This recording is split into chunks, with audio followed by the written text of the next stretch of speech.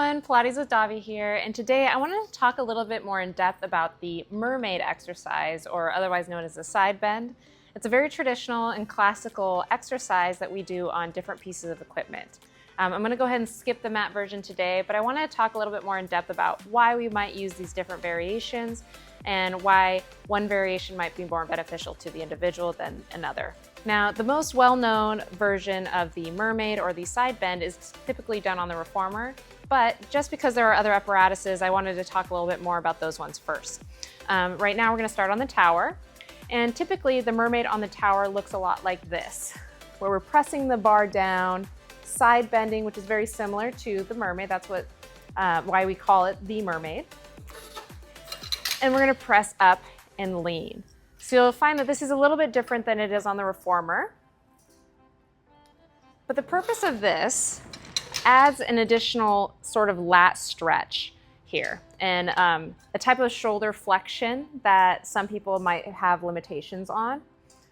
Now, a reason why I might typically choose this variation of the mermaid over the traditional or classical one done on the reformer may be because the individual does not have great hip mobility, although you can do a sit-down version of this on the reformer. But that is one reason why I might transition to this instead. The other option or reasoning might be that somebody has a bit of a rib shift or translation. So it's different than a lateral flexion bias. It's meaning that there's kind of a shift in the ribs from one direction to the other. Now, there's a lot of reasons this might happen for somebody. Maybe they had a significant shoulder injury. Maybe they're a mother and they're carrying their baby on one side, which is oftentimes, well, actually, which is mostly my reasoning that I would want to use this variation personally. But there are other options or other reasons why you might want to utilize this variation first. A big one being that rib shift or translation. The other reasoning would be somebody who has really tight lats. So having this movement leaning into it, they would feel a lot more of a stretch in their armpit. So that is one reason why I might have them do this type of mermaid here. So that is the mermaid on the tower.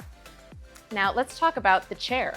Now, the chair is a great option. I like to introduce this in a class where we want to maybe switch it up a little bit from the reformer, maybe add in a different apparatus. Another reason why I would introduce the chair in this exercise is for somebody who has very limited stability in their shoulders. The act of pressing the pedal down creates a little bit more resistance into the shoulder girdle, causing a little bit more stability work there. So that is one reason I might choose this variation over the latter or the other two options. The other thing too is if somebody has a lateral flexion bias, this is a really great way to get length through that affected side. And then with the legs straight out, you get a little bit more stretch through the whole lateral part of the body. So that is one reason why I might like this variation over the other two. And lastly, probably the most well-known variation of the mermaid exercise or side bend exercise is on the reformer. And typically people sit in a Z-sit on this, in this exercise on the reformer. You can bring the feet down if your hips are not mobile enough for this, or if somebody has just completed a surgery or experienced an injury, what have you. But typically we do a Z-sit in this position. And people get pretty creative. There's a lot of other ways you can modify on the reformer to do this. But today we're kind of talking about the difference between the specific exercise on the different apparatus.